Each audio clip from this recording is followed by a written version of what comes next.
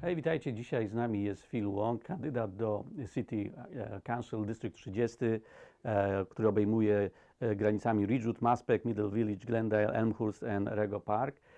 Phil jest również byłym kandydatem, byłym prezydentem Community Education Council w Dystrykcie 24, który przyczynił się do powstania właśnie polskiego programu w szkole 153 wraz z superintendent Chan wraz z Councilman Holdenem, Fundacją Dobra Polska Szkoła Jędrzejem Cierkoszem, którzy bardzo mocno pracowali nad tym, żeby ten program powstał.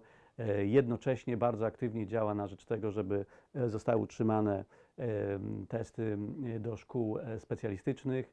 Także dzięki niemu cały czas możemy mieć ten progres w edukacji i edukacja się liczy się poziom edukacji i zawsze był Phil za tym, żeby dobrze tą pracę wykonywać i rzetelnie. I grew up in a family that firmly believes education is important. In fact, most of the time at the dinner table, we only talk about education. How was your homework? How was school? You know. So I grew up believing that education is the way to get out of poverty, is the way to move up in a society, and is the way to get any respect in any country. And my family moved to the United States in 1974 from Hong Kong, which is now part of mainland China. We escaped, my family, my grandparents escaped to Hong Kong from communist China. When they turned communist in 1949, they escaped to Hong Kong. And when Hong Kong have riots and communists want to liberate Hong Kong, he left there for good, came to the United States. We appreciate what the country is giving us, give us a new life and a new opportunity to start. So we start fresh. I attended public schools here. I moved into Queens in 1976 and attended public schools here, District 24, PS 102, IS 73. I was married in 1997. I have 3 daughters, and all of them went to public schools. Right here, I believe in public schools, and I want to make them better. And I have signed up to serve at the school board, CEC 24. I was there for a total of 4 years, and the last 2 years I served as president. And I learned a lot, and I also worked hard with the parents, teachers, the superintendent to make our schools better, and I'm proud of those years I spent at the CEC, and I'm really honored to get invited to talk about my experience there. But what is important is parent contribution is important. Parents have to tell the teachers, tell the superintendents what the kids should be learning, not the teachers. The parents decide. So that's important, and it took me a while to learn that, right? And then that is the same message I need to deliver every day today to newly arrived parents. You are in control of what your kids are learning in school, not the union, not the teachers, not the mayor. You very support gifted and talented program, bilingual program, because you believe that the cultural and accelerated education give a better profit for kids. That is correct, yes. And it was not always easy because we have a lot of regulations, but I know that going that way, you can have opportunity that your kids will speak in English, of course, and home language, depends what language parents come from, and both education process support each other, so better speaking in English and better speaking in home language too. So what specific policy would you champion to expand gifted and talented program and keep the admission test? Yeah, well, when I went to junior high school here in the late 70s, every public school have a gifted and talented program. So where kids were selected and referred to the program. Then due to all sorts of budget issues over the years, the fewer and fewer schools offer gifted and talented program.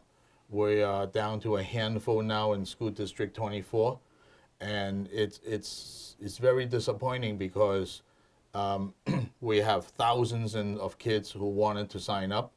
And at first, you take a test. And now you don't even take a test anymore for the Gifted and Talent program. It's by referrals or recommendations, which can be very subjective and may not be truly reflect what the child can or cannot do. And if I'm elected, number one, I'm going to promote Gifted and Talent program be brought back to every school. Every school should have it. And two, bring back a better system of screening for kids. They have to look at the grades and not by any personal recommendation of a teacher. And that is wrong, because once you add in personal opinions and factors, you're going to distort the grading of the child, and you really cannot tell whether the child just a teacher's pet and the teachers want him to be in the Gifted and Talent program, or is it really the child could really make it. So I firmly believe we need a merit-based system for Gifted and Talent programs. It should not be any lotteries. It should not be any random recommendations made by teachers. It should be a strictly screening by grades, and these programs should exist in every school. All right. Question about the Polish, from the Polish parents actually. Sure. How you support this bilingual program? How you see this bilingual program as a way to our kids, have a better education scores, better results at the test, and better know English language. Well, first, I want to point out that when I was the president of the Community Education Council 24, I was approached by parents from PS 153, and they wanted a bilingual program there that would teach both English and Polish. So I myself, coming from a family that we speak Chinese at home, that was a family rule set by my grandfather. Once we get home, we speak Chinese. And in order to make sure I learn my mother language, he sent us to Chinese school in the weekends. I had to go there for like 10 years, not by choice, but I learned to appreciate what my parents did, what my grandparents did. And not only I was able to keep the language, I also learned about my roots and my heritage. And that is important because one, you're here, yes, you're here to learn English, but your roots and your heritage are not being taught in school. So it's important to learn it from another source. And for me, I think the best way to learn is to have a bilingual program in the public school where kids can learn their ancestry language, Polish, and learn the native language here, mother language, English. And back then, when I was president, I worked with the superintendent, and then we secured the space, we secured the funding, and now the PS 153 bilingual program flourish. And it's a role model that for other schools to follow, and I'm proud of supporting that program. And it's also important the parents would need to step in. Not only the kids should learn the language, but the contributions made by Polish Americans to this country for what they've done during the revolution, what they've done during the founding years of this country. Like Kościuszko, the engineer, who actually gave very important advice and designs to the American troops, and without him, the Americans will not be able to win the Revolutionary War, and there won't be the West Point Military Academy. And that should be taught in classes in both English and Polish, right? And unfortunately, we're losing some of that, and I want to make sure that this curriculum exists, and we have to look at it periodically to add to the curriculum of what Polish Americans contributed, and this community, the Polish history of this community, and even the foods. What do you eat at home? What do you do in special festivals? What do you wear in special events? All that should be part of this bilingual curriculum. we're working on a situation when we like to have more languages, when the DOE That's speak more languages, including Polish, which is actually not yet included. But this is maybe give and encourage parents to join to the important organization in the district or in the school. What do you think about this? Yeah. Now, in public schools, parents will need to be vocal.